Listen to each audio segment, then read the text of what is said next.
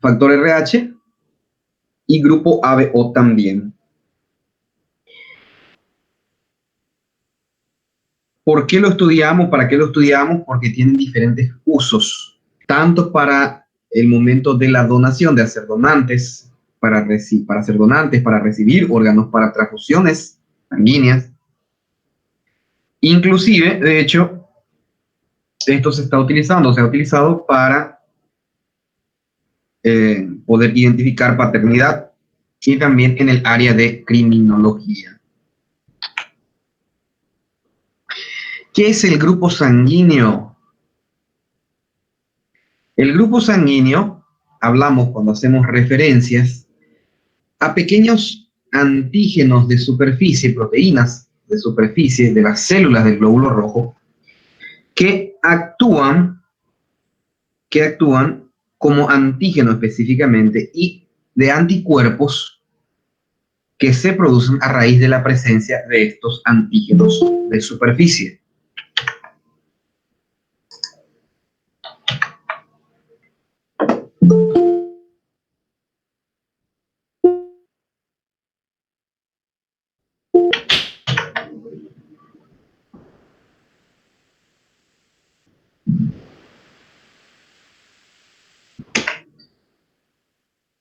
Bueno, 1900, esto no es muy importante, pero bueno, hay que hablar un poquito, ¿no? ¿Qué se refiere? Que funcionaban o hacían reactivos con la superficie de los glóbulos rojos. Ahora, esto sí, tenemos que saber que los eritrocitos poseen una proteína en la superficie, en su membrana,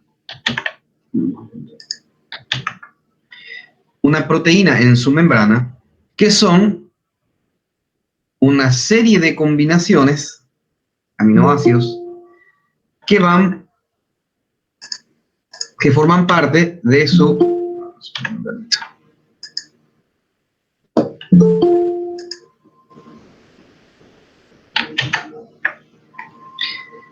Decía que es una serie de proteínas que se encuentran en la superficie de la membrana del eritrocito y que actúan como antígeno ante, obviamente, los anticuerpos que se les coloca porque ellos aglutinan. Por ejemplo, el grupo A tiene proteína A en la superficie. El grupo B tiene proteína tipo B en la superficie. El grupo AB tiene proteína A y proteína B respectivamente en la superficie. Y el grupo 0 o grupo O no tiene ninguna proteína en la superficie. ¿Okay? No es que no tenga proteínas propiamente dicho, no posee las proteínas A y proteína B respectivamente. Esto es también muy importante. Los antígenos de tipo A, B, O por decirlo, están presentes en todos los tejidos, excepto aquí en el sistema nervioso central. Están presentes en todos los tejidos. También se encuentran presentes en las secreciones. ¿Y por qué hablamos de la importancia de dicho sistema de transfusión?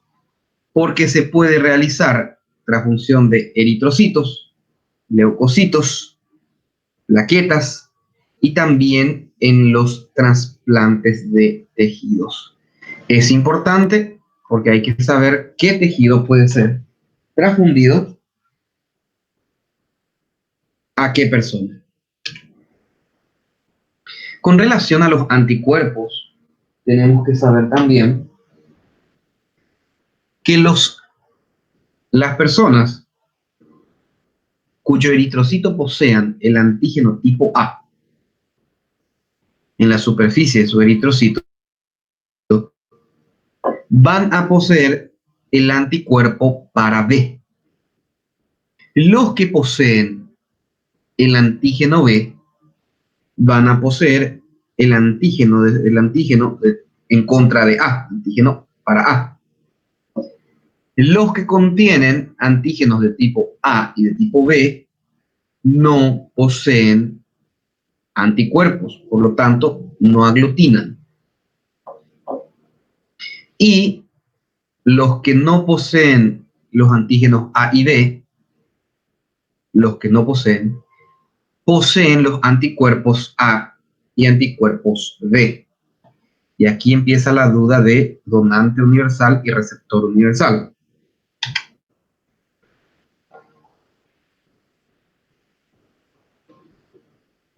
Con relación a los anticuerpos sanguíneos, tenemos que saber que la mayoría de las pruebas serológicas en hematología van a depender siempre de la reacción que presente o se presente entre los antígenos y los glóbulos rojos y obviamente los anticuerpos del suero. ¿Cuáles son esos anticuerpos que mayormente aparecen? La inmunoglobulina de tipo G, la inmunoglobulina de tipo M y la inmunoglobulina de tipo A. Es más raro, pero también aparece. La capacidad de fijar ese complemento por algunos tipos de anticuerpos, evidentemente son importantes para poder entender algunos fenómenos que se dan in vivo e in vitro, es decir, que podemos ver en la placa de Petri cuando hacemos las pruebas o en algunas reacciones químicas que ya vamos a ver. Anticuerpos sanguíneos de tipo IgM tienen un mayor significado clínico, actúan para las reacciones transfusionales que causan estos anticuerpos y pueden causar obviamente también algo que se llama hemólisis, que es la destrucción celular extravascular, es decir, fuera del torrente sanguíneo, y una ligera reacción menos severa en el torrente sanguíneo.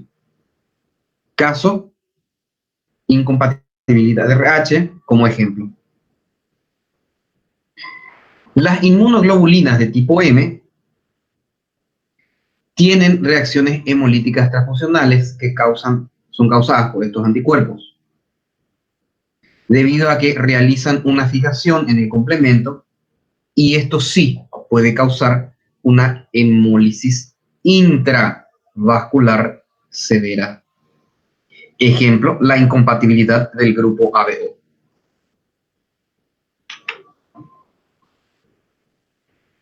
También existen los denominados anticuerpos completos y anticuerpos incompletos. ¿A qué llamamos anticuerpos completos?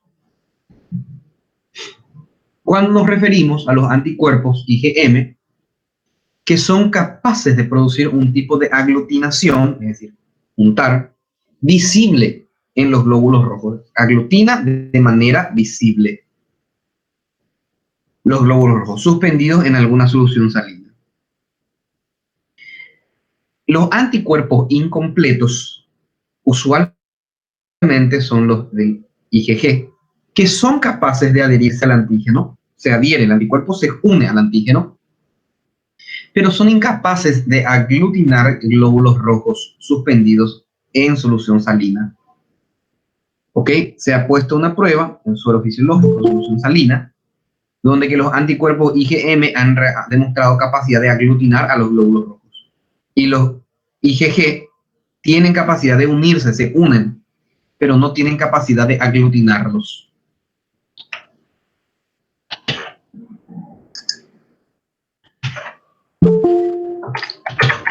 Un ratito, por favor.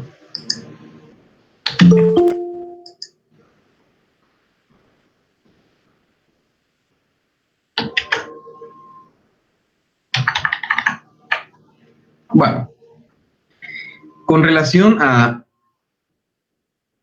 los antígenos y anticuerpos, tenemos que saber que el antígeno se une el anticuerpo se une únicamente con su antígeno específico en los eritrocitos. ¿Y cuáles son esos antígenos? ¿Cuál es el antígeno específico? Es el azúcar terminal, el azúcar que se encuentra en la parte terminal del antígeno. Y esa es la que tiene capacidad de combinarse con el anticuerpo. Recordar siempre que esta combinación o esa combinación es específica. ¿A qué nos referimos con específica? Que sola, única y exclusivamente se va a unir con ese antígeno. El anticuerpo no se va a unir con otro antígeno.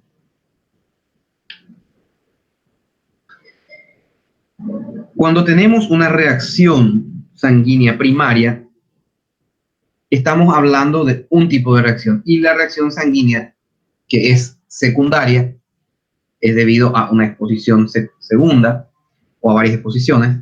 Hablamos de otra cosa. ¿A qué nos referimos cuando hablamos de respuesta primaria? La respuesta primaria es cuando transitoriamente, es decir, por un determinado tiempo, se elevan los anticuerpos IgM y en algunas ocasiones la IgA.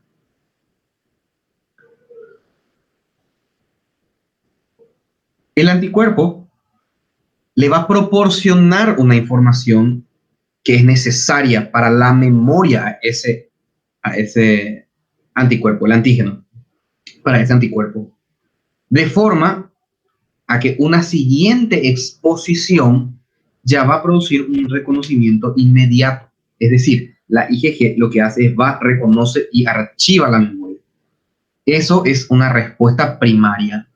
La respuesta secundaria, cuando ocurre, hay una respuesta, en este caso, inmune más severa, con la aparición principalmente de las inmunoglobulinas G. Respuesta secundaria, inmunoglobulina G. Respuesta primaria, IgM, a veces IgA. Recuerden esto. La IgG es la que suele aparecer en estos casos.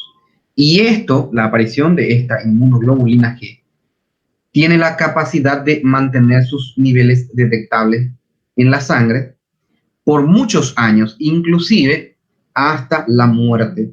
Es decir, se lleva esta información de por vida, ¿ok? También hay casos en los que han desaparecido o que desaparecen rápidamente después de su aparición.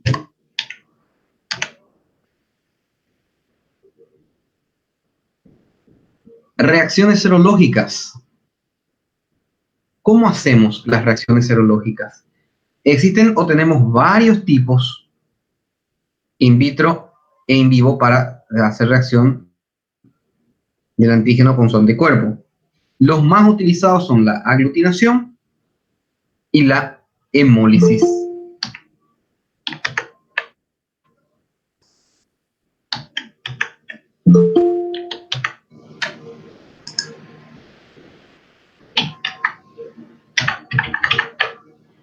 La aglutinación y la hemólisis. ¿Cómo se da la aglutinación? La aglutinación es el fenómeno que se puede ver in vitro y que es muy común utilizado. Tiene dos fases, una de sensibilización y otra de aglutinación. Cuando hablamos de sensibilización, nos referimos a la reacción específica que presenta en la superficie de los glóbulos rojos y que todavía no suele ser visible. Cuando hablamos de aglutinación, son las formas que ya presentan unos puentes entre los eritrocitos sensibilizados. La hemólisis, que es otra cosa, la hemólisis es la destrucción celular que se da debido a la presencia de un anticuerpo que se llama hemolicina. ¿Quiénes poseen o quiénes son estas? Ejemplo, el anti-A produce hemólisis, el anti-B produce hemólisis, el anti-AB produce hemólisis y muchas otras. Hay una diferencia entre aglutinar, que es juntar a las células, y la hemólisis, que es destrucción de las células. También en el sistema ABO se pueden dar situaciones especiales. ¿Cuáles son esas situaciones especiales? Y les muestro. ¿En qué caso aparece antígeno AB o adquirido? No tenía el antígeno y de repente las células o los eritrocitos presentan antígeno. La persona que nace sin antígeno, pero que de repente presentan. En el caso de las personas con cáncer, los carcinomas, suelen tener aparición del antígeno, de un antígeno de superficie. En los casos, aunque ustedes no lo crean, en los casos de infecciones gastrointestinales, también suele ocurrir casos especiales de aparición de antígenos. Obviamente, esta aparición de antígeno puede ser un causal de tener una respuesta errada. Es decir, ustedes le piden en el laboratorio a sus pacientes y vienen con que el paciente tiene antígeno A y antígeno B. ¿Ok? Presenta más de un antígeno. Y eso ustedes le van a tratar como un paciente de tipo AB. Y ese paciente no es AB, es transitoriamente AB mientras se encuentra presente la infección, por ejemplo. Al desaparecer la infección suelen desaparecer los antígenos. O en el caso del cáncer, la misma cosa. Entonces, si alguna vez le hablan, les cuentan de que hubo un caso o hay casos donde que salió erradamente, claro que sí hay antígenos AB o adquiridos.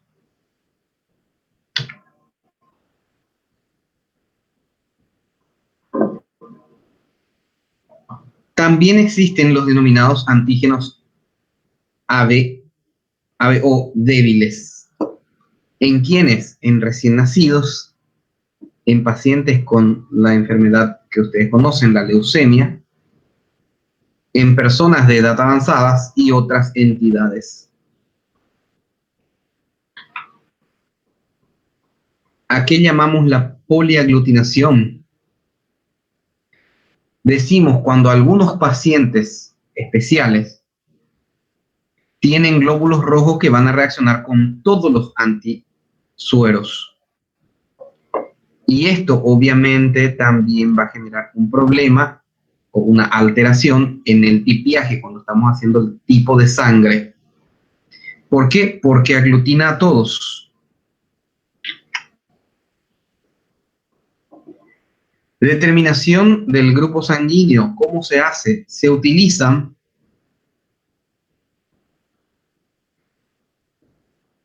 sueros que posean los antígenos, en este caso el anti-A, suero anti-B, suero anti-AB.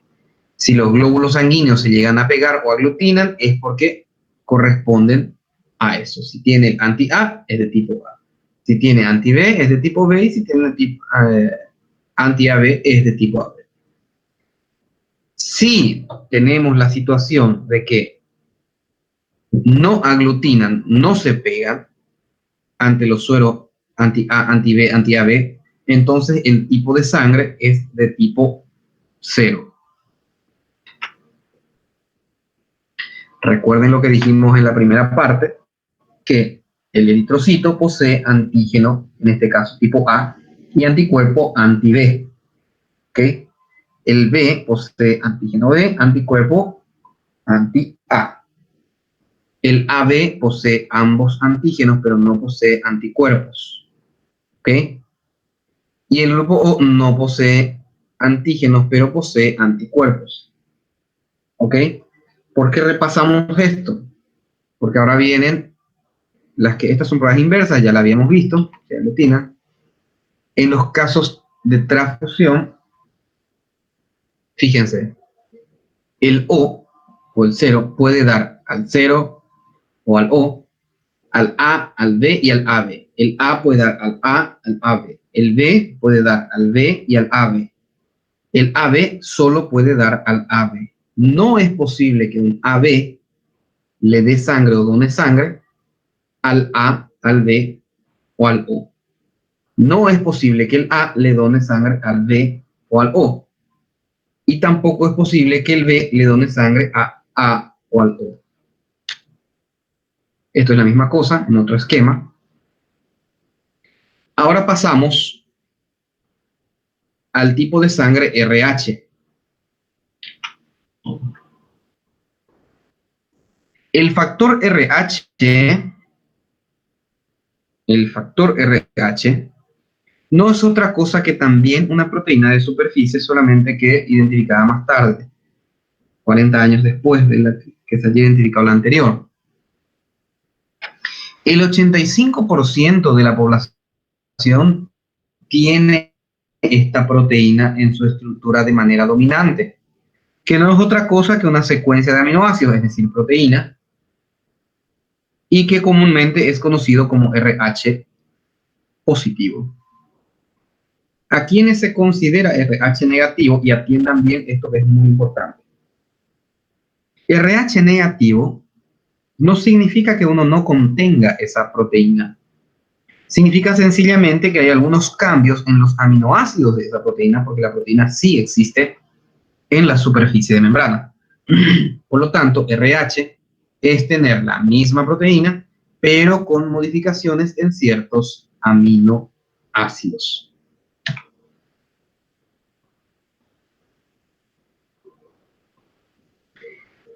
El factor RH se considera o está compuesto o constituido por un complejo fundamental de 6 antígenos: el CC, el CD, el DD, perdón, y el EE. ¿Cuál es el considerado positivo cuando tenemos el antígeno de tipo DD? ¿Ok? Este se considera positivo, ¿por qué? Porque tiene una mayor acción sensibilizante. Aproximadamente el 85% de las personas de raza blanca poseen RH positivo, es decir, el antígeno DD. La diferencia entre los sistemas AB y ABO y RH es la siguiente.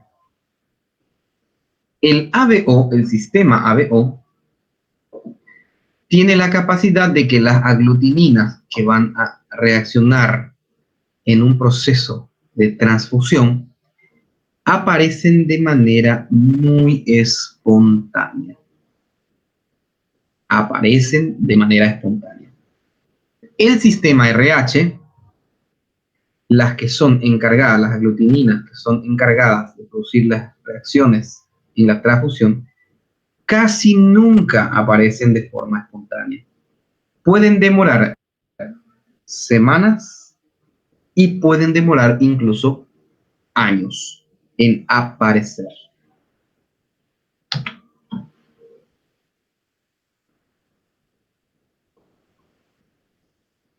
Respuesta inmunitaria del RH.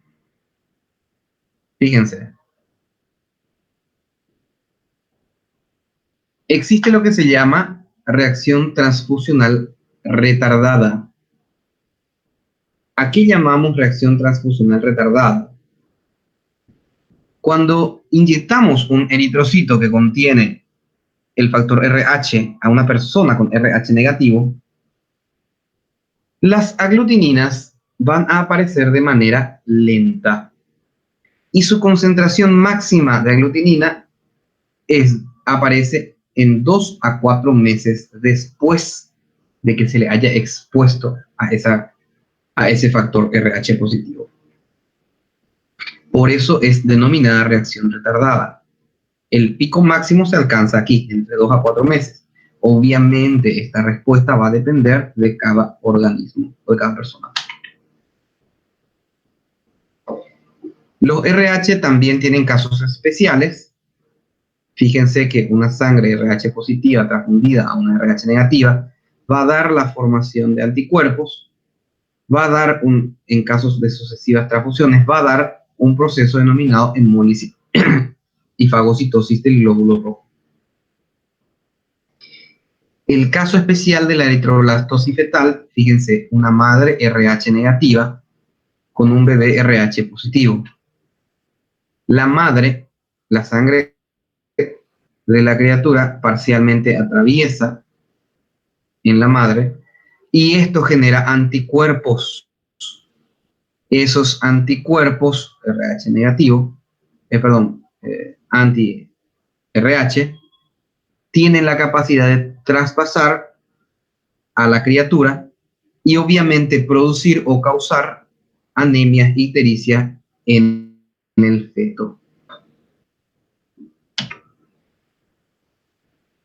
Pero ¿cuál es la incidencia de esta enfermedad? Una madre que es RH negativa puede tener su primer RH positivo y no suele producir aglutinina anti-RH suficiente que puedan provocar algún tipo de daño.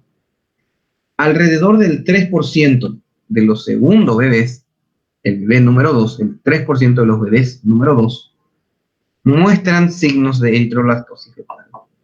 Y un aproximado del 10% del tercer bebé va a presentar la enfermedad. Es decir, necesita exposiciones constantes para que pueda tener suficiente título de aglutinina anti-RH y poder provocar algún daño.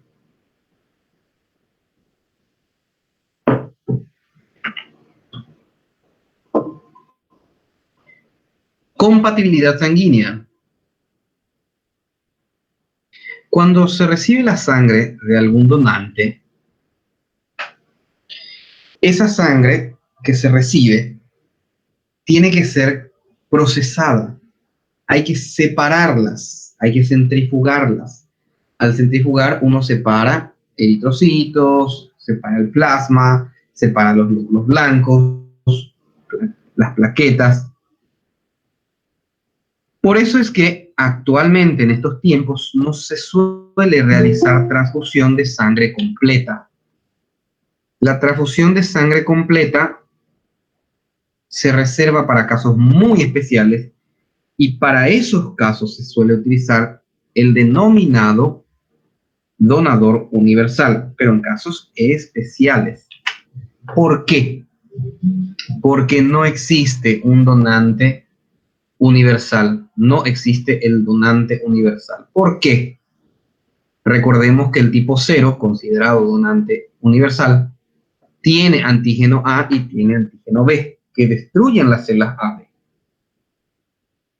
Y por sobre todo ocurrirá esto si es que hay suficiente cantidad de antígeno anti-A, anti-B en la sangre de esta persona.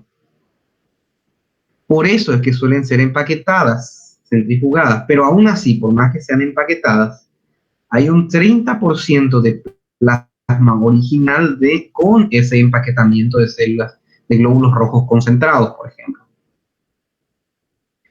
Y ahí es lo que les decía, el uso de tipo 0 para otros grupos como A, B, AB debe restringirse en casos de emergencia.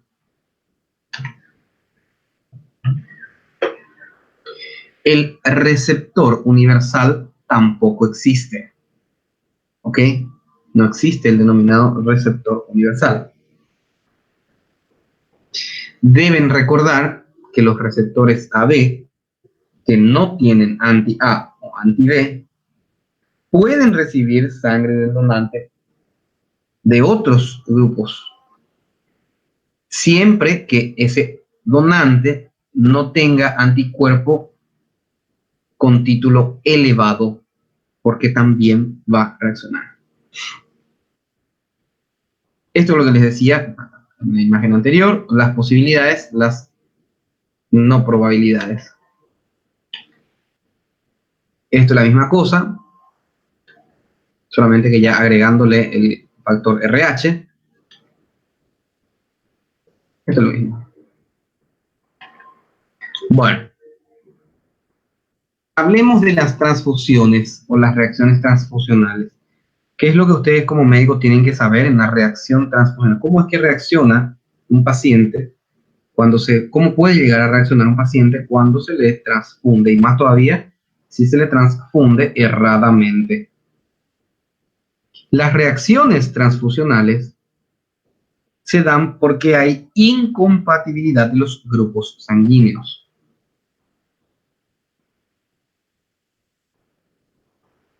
Es raro que se dé una aglutinación de las células del receptor por varias razones. Se produce una reacción en la que la aglutinación de los hematíes del donante se den o se encuentre presente. Se aglutina, bueno, pero es raro. ¿Por qué es raro? La dilución o se diluye ese plasma del donante y esto obviamente va a conducir a una disminución del título de aglutinina. Cuando uno transfunde, el 30% de ese plasma que tenía la sangre concentrada se diluye en la sangre del receptor. Obviamente disminuye la fuerza que tienen esos anticuerpos en producir el daño. La pequeña cantidad de sangre transfundida no va a diluir las aglutininas del plasma del receptor, obviamente viceversa.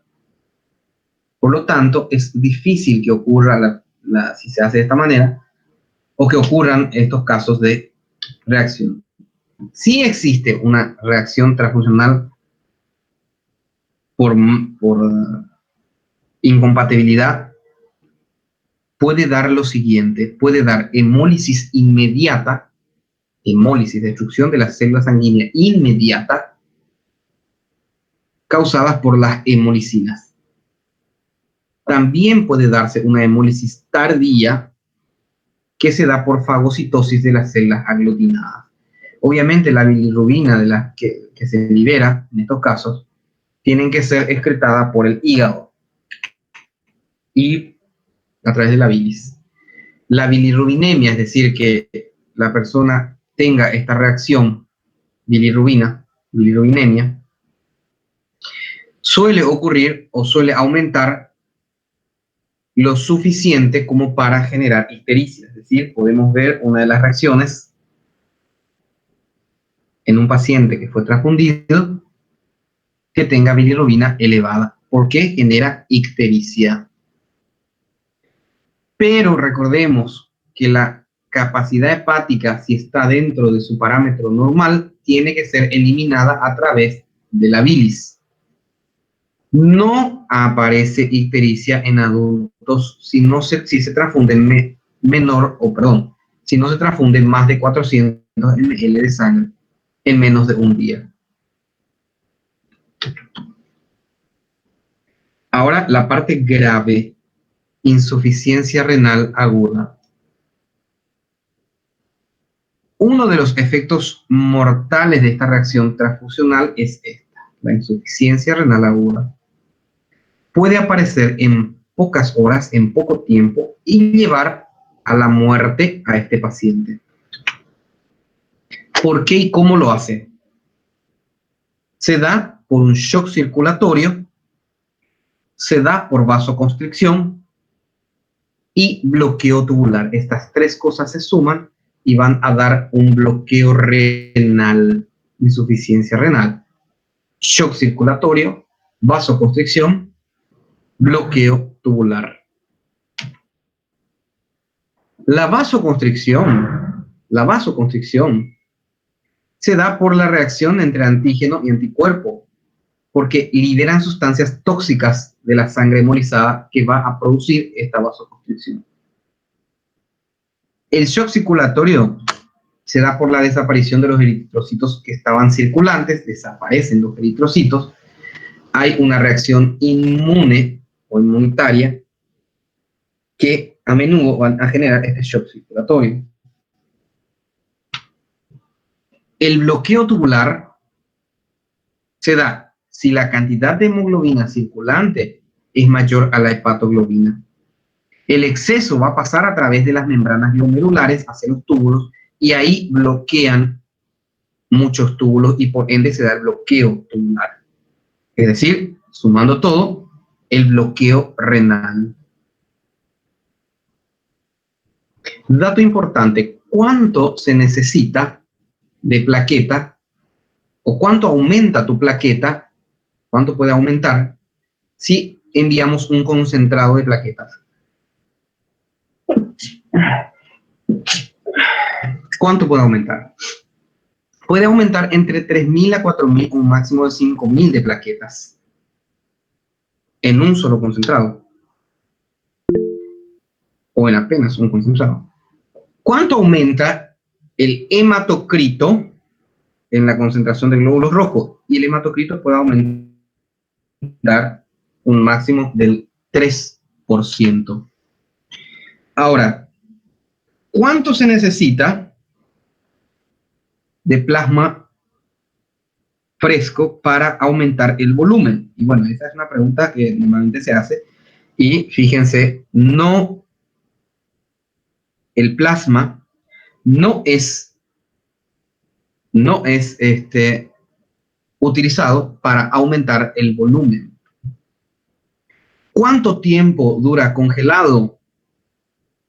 Dura por un año. Y una vez que se descongele, dura máximo 24 horas. Plasmaféresis. ¿Qué es el plasmaféresis?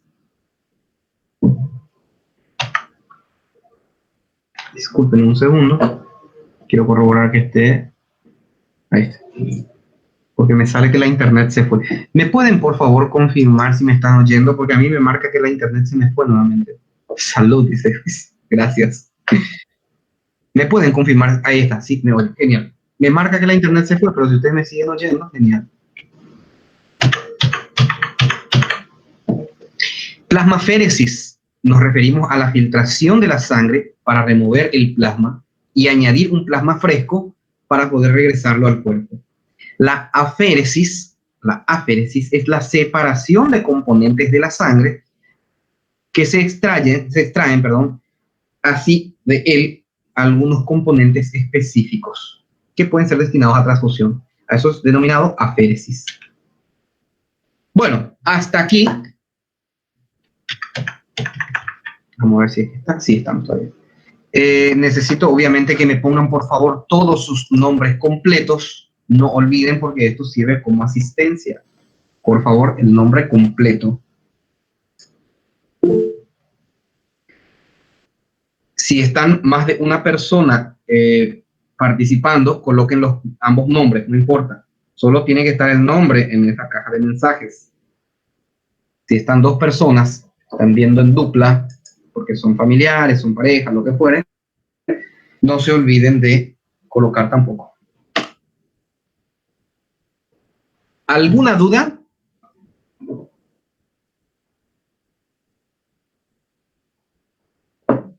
Professor, Diga. fiquei com dúvida na poliaglutinação.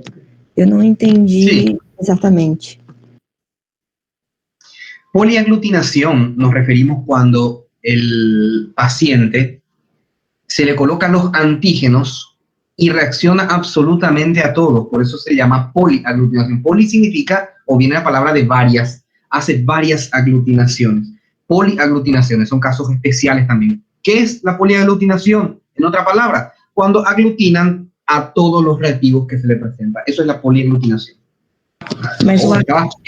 Estaba prestando atención, ¿eh? Hay veces que me preocupo que no se preste atención a la clase, porque no hay muchos comentarios, pero bueno, en el caso tuyo, sí. Gracias, por cierto.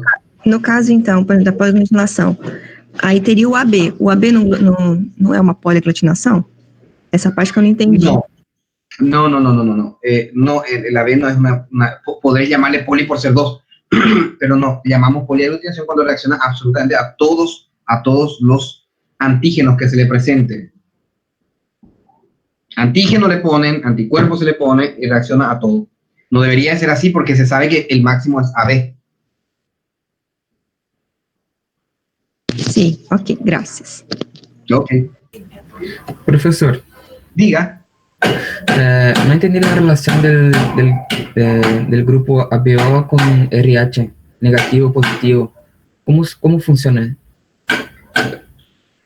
No entendí.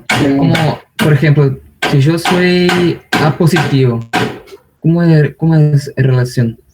A positivo no puede recibir de A negativo, algo así. No, en el caso A positivo de A negativo, sí. Ahora, A negativo A positivo, no. Ocurre que el factor RH hay que tomarlo como una entidad independiente otra vez. ¿Por qué? Porque es un antígeno diferente al sistema ABO, un sistema RH. Si es positivo, significa que tiene el anticuerpo. Daniela quiere ingresar ahora, vamos a permitir. Bueno, decía, Furquín, bienvenida, pero ya la clase terminó.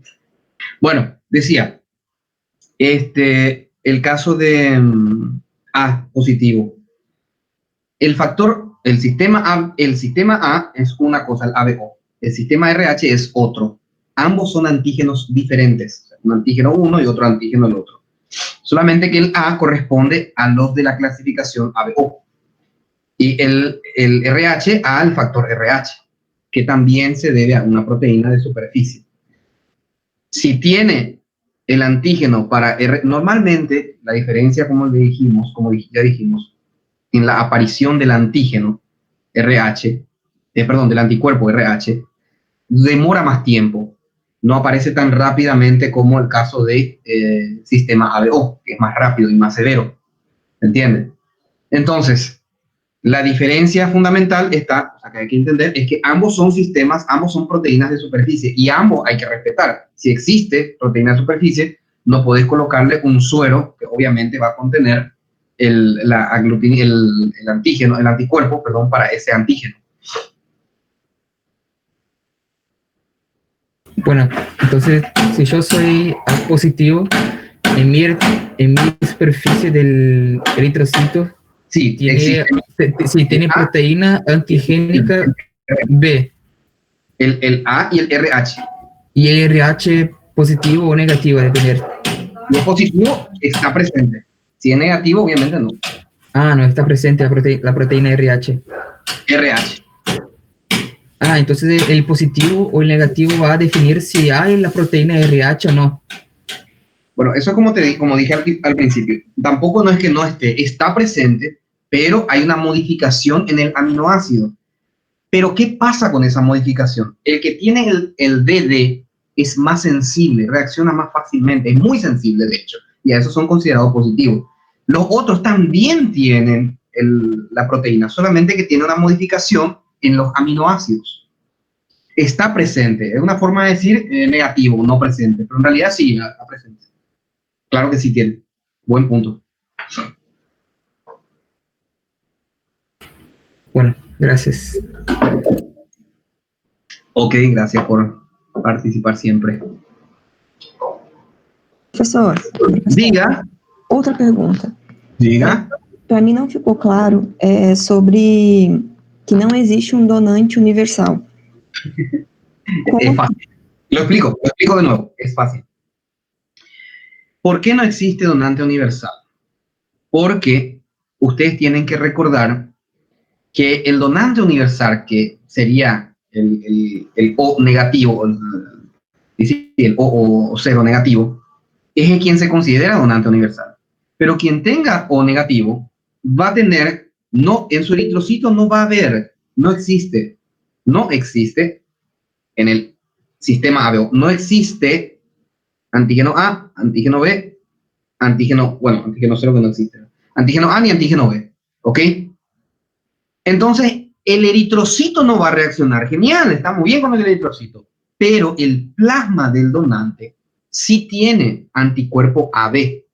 Al concentrar, al centrifugar eso y separar, por más que intentemos separar todos los eritrocitos, nunca vamos a conseguir solamente células eritrocitas separadas. Va a tener un poco de plasma con esa célula. Y dentro del plasma sabemos que existe el anticuerpo para A y para B. Solamente que los títulos son bajos.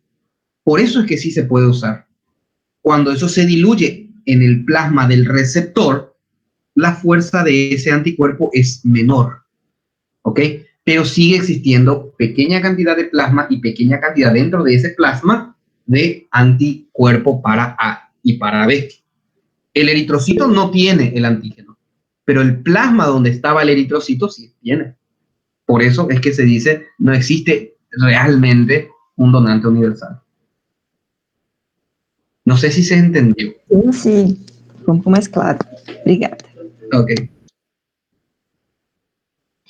No se olviden, por favor, de dejarme sus nombres. Ya ocurrió que se olvidaron mucho de poner sus nombres y que por suerte los recordé.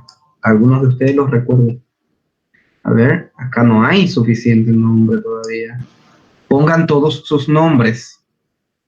Los que se quedaron dormidos, despierten, escuchen que tienen que poner sus Professor, nombres. Sí, te escucho. professor, eu tenho uma dúvida em relação à gestação. O senhor falou que o RH é o que pode causar alguma enfermidade, certo? Eritrolactosis fetal. Sim, mas o fator ABO também pode. É ABO? Pode interferir também, causar alguma enfermidade se for No. diferente do feto e da mãe? El factor RH no, porque no atraviesa. El eritrocito en sí, el antígeno del eritrocito, bueno, el eritrocito en sí no pasa a la madre. No pasa a la madre. Por lo tanto, normalmente no produce esa reacción ABO, no, solamente el RH. Y que de hecho es conocido y es tratado. Existe un tratamiento que se le pone un inyectable a la mujer para prevenir esa situación de eritrolactosis fetal. Tá bom, entendi. Buena tu pregunta. Me encanta que hagan buenas preguntas. Otra pregunta, no se olviden sus nombres. No veo que estén poniendo sus nombres. Profesor, 62. Acá no hay 62 nombres. ¿podría explicar nuevamente el proceso, el RH del feto a la madre? Claro que sí. Me dejan mirar un ratito. ¿Dónde está? ¿Dónde está? Aquí está. Voy a poner la pantalla para que... ¿Qué pasó?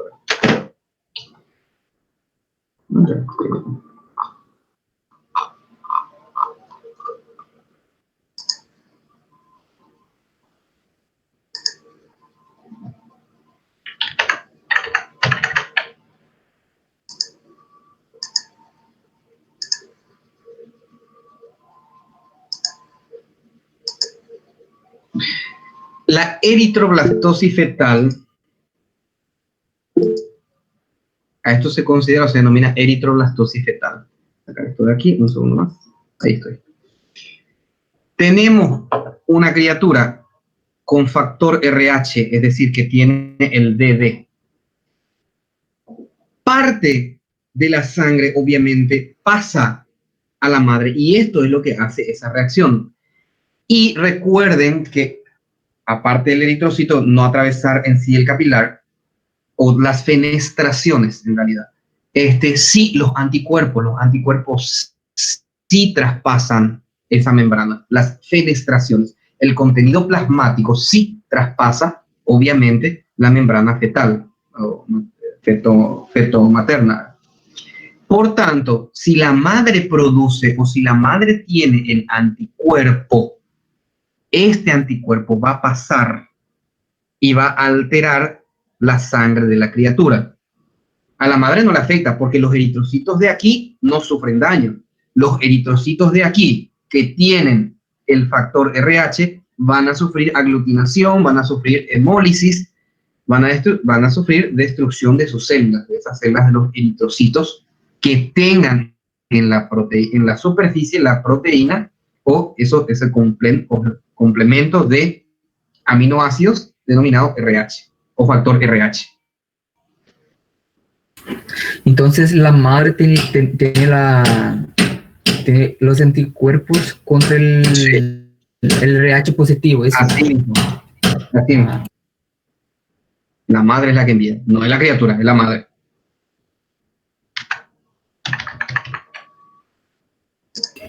Gracias. Ok. 2 mensajes nuevos a los nombres. Bueno, asumo que ya pusieron todos sus nombres. Me parece que no hay 62, pero creo que ya ahí van colocando más. Bueno, envíen mensaje a los compañeros para que se vayan hacia su computador y puedan colocar sus nombres. Ya terminó la Profe. clase, díganle. Sí. Dale, Vanessa, no hay por qué. Lana, profe. Então, no caso, o problema seria só com a mulher. Não teria problema se, no caso, pareja dela fosse negativos. No caso, o problema seria se a mulher fosse negativa e não o parceiro dela, no caso. Tu pregunta está jodida. Es jodida la pregunta que me haces. Porque mira, yo hombre soy A positivo, como dice el compañero. No sé, a menos que me haga un estudio genético, si soy A positivo porque tengo los dos alelos A. Puedo tener un alelo A y un alelo O, ¿ok? Si el alelo O es el que le paso a la criatura, entonces no pasa nada si la mujer obviamente va a ser RH, siempre olvido, RH positivo, RH negativo. Si le paso el alelo, vamos a ir por el que reacciona, el alelo RH negativo, entonces no pasa nada. Pero si le paso el RH positivo y la mujer tiene dos alelos RH negativo, el hijo de ella tiene una probabilidad de ser positivo y probabilidad de ser negativo. ¿Por qué? ¿Okay? Si yo soy dos alelos positivos, dos alelos RH positivo, sin duda alguna esa criatura va a ser RH positivo. La pareja no crea drama como pareja en sí, pero el producto de ambos, claramente sí, que es lo que vemos. Sí, comprendí, profe. ¿Se entiende? Está jodida, la pregunta está jodida. Está jodida, porque hay que entender que, primero, ustedes tienen que recordar que existen dos alelos. ¿Ok? Si el alelo que el padre pasa es el positivo y la madre pasó, y la madre es solamente negativa, pasó negativo, igual va a salir positivo. Comprendí, profe. Muchas gracias. Ok. Profesor, pero si la madre es el primer embarazo, ¿va a ocurrir entonces la enfermedad? ¿Cómo va a saber que...? Vamos a decir de la siguiente manera para que se entienda. Es, en realidad, ante la primera exposición. Recuerden, en una parte de las diapositivas, les dije que el pico máximo de aparición del anticuerpo RH es de 2 a 4 meses, el pico máximo. La aparición es gradual, es lenta. Y es muy poca en una primera exposición. En la segunda exposición aumenta un 3%, en la tercera aumenta un 10%, ¿ok? Pero ese 10% ya es suficiente como para generar dramas o problemas en la criatura. La exposición ante el antígeno genera anticuerpos, pero lento. Inclusive el pico máximo empieza a subir, hasta que en el mes 2 y en el mes 4 aproximadamente, dependiendo del cuerpo, llegamos al pico máximo. No es como el caso del ABO, que tiene una reacción totalmente diferente. Ah, bueno. Dale, gracias. Ok, voy a mirar los mensajes. Bueno, voy a copiar ahora la lista de los nombres de las personas. Así es que quien no puso su nombre es probable que ya no figure como asistido. Copiar. Copiar. Gracias, profe. Bom dia. No hay por qué. No hay por qué.